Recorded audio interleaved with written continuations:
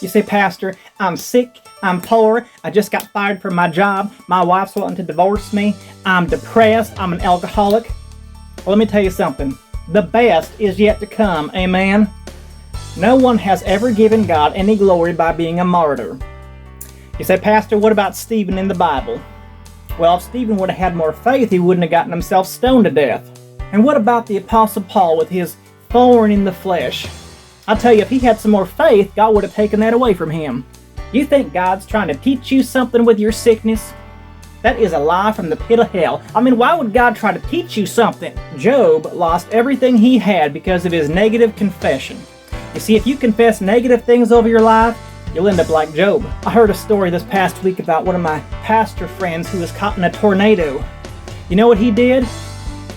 He rebuked that tornado, and it literally jumped over him and landed in the next town. Now, if that ain't faith, I don't know what is. There is no such thing as a bad day as a Christian. Why is this microphone off? I don't understand what's happening to my microphone. Can somebody give me a hand here? Oh, there it is. No, it's just the devil. We're good. You say, Pastor, I can't afford to tithe. Well, son, you can't afford not to tithe. Unless you want to live a life of doubt and unbelief, which is a sin, by the way.